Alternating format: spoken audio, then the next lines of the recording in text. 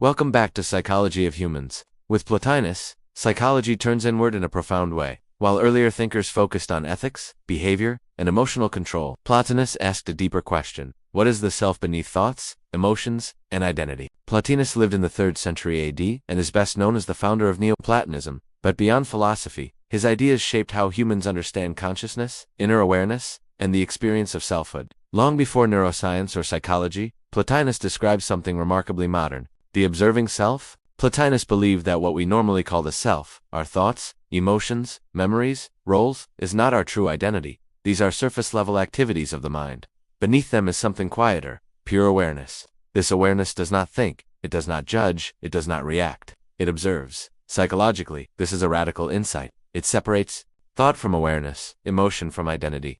Modern psychology would later rediscover this in mindfulness, metacognition, and consciousness studies. Plotinus described reality and the mind as layered. At the surface is the sensory mind, perception, emotion, desire, imagination. Deeper is the rational mind, thinking, reflection, meaning-making. Deeper still is the core self, the level of pure awareness, untouched by disturbance.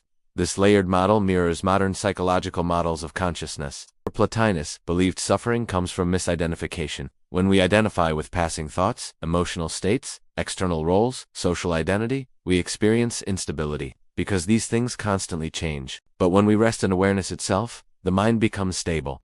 This doesn't remove pain, it removes psychological attachment to pain. Plotinus taught that peace comes from turning attention inward, not to analyze, but to observe. This inward turning is not withdrawal from life. It is withdrawal from mental noise. Psychologically, this resembles mindfulness, cognitive diffusion, observer, perspective, emotional detachment without suppression. Plotinus believed consciousness is unified beneath its many expressions. Thoughts appear different, emotions, conflict, identity fragments.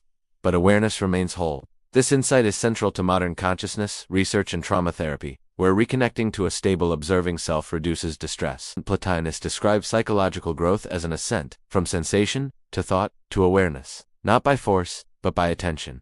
You don't eliminate thoughts, you step back from them. This creates clarity. Plotinus and modern psychology. Plotinus ideas appear in mindfulness-based therapies, ACT, self-observation practices, depth psychology, consciousness research. He anticipated the idea that you are not your thoughts. In a world of constant stimulation, identity pressure, and emotional overload, Plotinus offers relief. You don't need to fix yourself, you need to stop confusing yourself with passing experience.